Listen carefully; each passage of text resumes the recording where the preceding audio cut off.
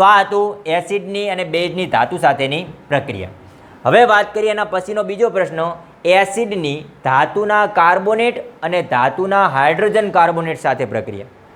આ બે પ્રક્રિયા અલગ અલગ છે. પહેલાં આપણે લઈશું એસિડની ધાતુના કાર્બોનેટ સાથે પ્રક્રિયા. ચલો આના નામ ઉપરથી મને એમ કહો, પ્રક્રિયક કોણ હશે? એસિડ અને ખાલી કાર્બોનેટ, ધાતુનો કાર્બોનેટ. ખાલી કાર્બોનેટ નથી, ધાતુનો કાર્બોનેટ. ધાતુનો કાર્બોનેટ મતલબ એટલે શું? તો ધાતુ કોણ કોણ છે? સોડિયમ છે, પોટેશિયમ છે, કેલ્શિયમ છે, મેગ્નેશિયમ છે, ઝીંક છે, એલ્યુમિનિયમ છે, આયર્ન છે. આ બધા છે કે નહીં? આ ધાતુની પાછળ શું જોડવાનું? Carbonate, CO3. CO3 જોડો એટલે શું બની જાય? ધાતુનો કાર્બોનેટ. સમજી ગયા? તો પ્રક્રિયકના નામ પણ તમને આવડી ગયા. એસિડ તો તમે પેલા 4 કીધા છે, એમાંથી ગમે તે એક એસિડ લઈ લો, અને હાલ જે ધાતુ કીધા એમાંથી એમનો કાર્બોનેટ મતલબ sodium carbonate, calcium carbonate, potassium carbonate આવા લઈ શકો કે નહીં? ઓકે, અહીંયા એક જ લઈશું આપણે, એસિડ પ્લસ ધાતુનો કાર્બોનેટ એટલે કે સોડિયમ કાર્બોનેટ, Na2CO3. N2CO3 કોણ છે? N2CO3. અને એસિડનું ધાતુના હાઇડ્રોજન કાર્બોનેટ સાથે પ્રક્રિયા, તો એ કોણ? NaHCO3. NaHCO3. Sodium carbonate, sodium hydrogen carbonate. ધાતુની જગ્યાએ સોડિયમ શબ્દ વાપરવાનો કેમ કે સોડિયમ શું છે? ધાતુ. Sodium carbonate, sodium hydrogen carbonate. આ બે નામ થઈ ગયા, ખબર પડશે? ખાવાનો સોડા અને ધોવાનો સોડા, બે એના સૂત્ર છે, આગળ આવશે. બરોબર? તો એસિડની પહેલાં જોઈએ ધાતુના કાર્બોનેટ સાથેની પ્રક્રિયા. સામાન્ય સમીકરણ શું આવશે? એસિડ વત્તા ધાતુનો કાર્બોનેટ. હવે અહીંયા કાર્બોનેટ એટલે કે નવી વસ્તુ એડ થઈ, CO3. તો આમાંથી એક નિપજ શું બનશે ખબર છે? Carbon dioxide. શું બનશે? Carbon dioxide. અગાઉ આપણે જોયું હતું કે એસિડની ધાતુ સાથે પ્રક્રિયા કરતા હતા તો ક્ષાર અને શું મળતો હતો? હાઇડ્રોજન મળતો. હવે અહીંયા ખાલી ધાતુ નથી, ધાતુનો શું છે? કાર્બોનેટ. ધાતુનો શું છે? તો આમાં CO3 એક નવા એડ થયા, થયા કે ના થયા? તો આમાંથી એક ઓક્સિજન હું આને આપી દઉં, શું બની જાય? H2O મતલબ પાણી. તો હવે આના આગળ શું વધ્યું? તો H2O CO2.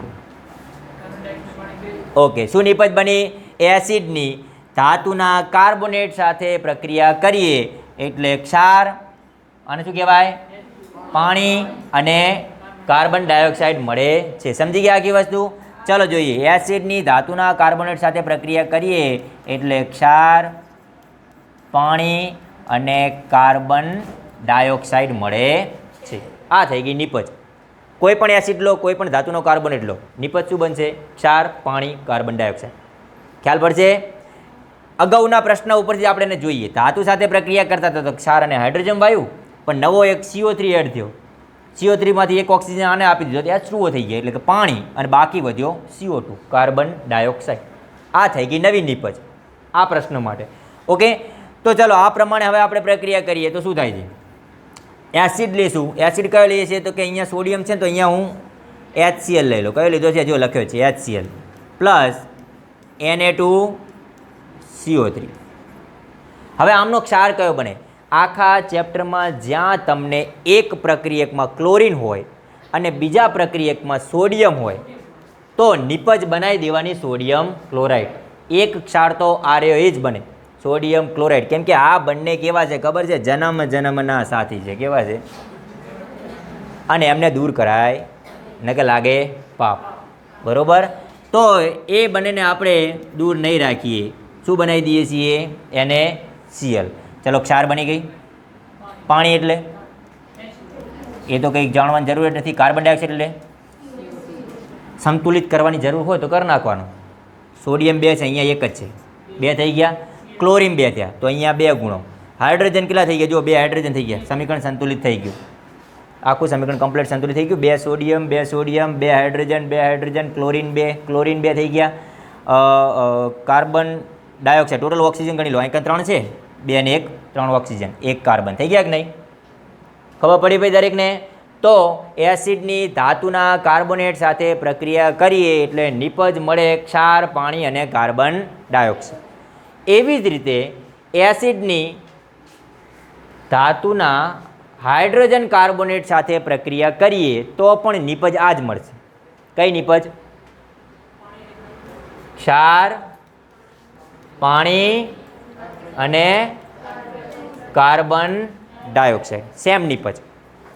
તો અહીંયા લઈ લઈએ એસિડ કોણ? HCl. ધાતુનો હાઇડ્રોજન કાર્બોનેટ એટલે NaHCO3. આમાં પણ નિપજ શું બનાવશું? પહેલાં તો મેં તમને કીધું એ પ્રમાણે NaCl, પાણી એટલે H2O અને કાર્બન ડાયોક્સાઇડ એટલે સંતુલિત કરવાની જરૂર છે નહીં. ત્યાં 2 હાઇડ્રોજન માટે સંતુલિત કરવા પડ્યા હતા, અહીંયા તો ઓલરેડી 2 હાઇડ્રોજન છે જ, બરાબર. તો પ્રક્રિયા સંતુલિત જ છે, અહીંયા કોઈ સંતુલિત કરવાની જરૂર છે નહીં. તો એસિડની ધાતુના કાર્બોનેટ સાથે અને એસિડની ધાતુના હાઇડ્રોજન કાર્બોનેટ સાથે પ્રક્રિયા કરો એટલે નિપજ બને છે ક્ષાર, પાણી અને કાર્બન ડાયોક્સાઇડ. જો આવું ક્ષાર, પાણી આવા બધા શબ્દો વારંવાર આવશે એટલે કન્ફ્યુઝ ના થતા કે કોનામાં શું નિપજ આવે છે. તમારા મગજમાં બેસાડજો. ધાતુ સાથે પ્રક્રિયા થાય તો ક્ષાર અને હાઇડ્રોજન વાયુ, ધાતુનો કાર્બોનેટ હોય કે હાઇડ્રોજન કાર્બોનેટ હોય, CO3 નવો એડ થયો તો પાણી અને કાર્બન ડાયોક્સાઇડ, નવી નિપજ આવી ગઈ ક્ષાર, પાણી અને કાર્બન ડાયોક્સાઇડ, બરાબર. આવું યાદ રાખજો. ઓકે, આ પ્રવૃત્તિમાં પણ મેં કસનળી દોરી છે, કેમ કે કસનળીની અંદર તમે શું લીધું છે? એક એસિડ લીધો છે ને બીજું શું નાખ્યું છે એની અંદર? ધાતુનો કાર્બોનેટ. એમના વચ્ચે પ્રક્રિયા થઈ એટલે એમના અંદર જે ક્ષાર બને છે એને આપણે NaCl કહીએ છીએ, ક્ષાર સ્વરૂપે, બરાબર.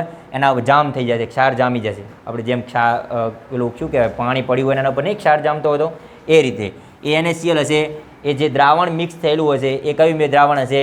તો કે એ પાણી હશે એની અંદર મિક્સ થયેલું, બરાબર. બીજું એમાંથી જે વાયુ ઉત્પન્ન થશે એ કયો વાયુ હશે? Carbon dioxide. આ રીતની પ્રક્રિયા થશે, અહીંથી વાયુ ઉત્પન્ન થતા હશે, બરાબર. બંનેમાં સેમ ટુ સેમ. ઓકે, તો આ રીતની પ્રક્રિયા થાય છે. હવે અહીંયા નિપજમાં તમને શું મળ્યું? Carbon dioxide. અહીં ઉત્પન્ન થતા કાર્બન ડાયોક્સાઇડને ચૂનાના પાણી એટલે કે કેલ્શિયમ હાઇડ્રોક્સાઇડ. ચલો, આ જે કાર્બન ડાયોક્સાઇડ ઉત્પન્ન થયો ને એને આપણે ચૂનાના પાણી સાથે પ્રક્રિયા કરીએ, કેલ્શિયમ હાઇડ્રોક્સાઇડ સાથે પ્રક્રિયા કરીએ તો એમાંથી પસાર કરતા પ્રથમ પ્રક્રિયા એટલે કે શરૂઆતમાં કેલ્શિયમ કાર્બોનેટ મળે છે. શું મળે છે? CaCO3. આવી નિપજ મળે. દાખલા તરીકે એક કસનળી લઉં અને એની અંદર હું કાર્બન ડાયોક્સાઇડ વાયુ પસાર કરું. એમાંથી શું પસાર કરું? કાર્બન ડાયોક્સાઇડ વાયુ. અને એમાં શું લીધેલો હશે મેં? Calcium hydroxide. એ કસનળીમાં શું લીધું હોય? કેલ્શિયમ હાઇડ્રોક્સાઇડનું દ્રાવણ લીધું હશે. હવે એમાંથી કાર્બન ડાયોક્સાઇડ વાયુ પસાર કરીશ એટલે શું બનશે? Calcium carbonate. બીજો નવો વાયુ પસાર કરીશ તો એ કેલ્શિયમ કાર્બોનેટ ઉપર પણ નવો વાયુ પસાર થશે કે નહીં? સતત હું કાર્બન ડાયોક્સાઇડ વાયુ પસાર કરતો રહું તો નિપજ બનતી જાય અને નિપજ ઉપર પણ કાર્બન ડાયોક્સાઇડ વાયુ પસાર થતો જાય. ઓકે, તો જો પહેલી વખત કેલ્શિયમ કાર્બોનેટ બનશે પણ પછી એના સફેદ અવક્ષેપ મળશે અને તેમાં ફરીવાર કાર્બન ડાયોક્સાઇડ પસાર કરવામાં આવે એટલે પાણીમાં દ્રાવ્ય કેલ્શિયમ કાર્બોનેટના સ્વરૂપો, પાણીમાં દ્રાવ્ય કેલ્શિયમ કાર્બોનેટ મતલબ કેલ્શિયમ કાર્બોનેટ તો હશે જ પણ સાથે પાણીના અણુઓ પણ હશે, એ સૂત્રની અંદર જ ઇન્ટુ કરીને, બરાબર. CaCO3 2H2O હોય, 4H2O હોય, 10H2O હોય, 5H2O એવા પાણીના અણુ પણ હશે, બરાબર.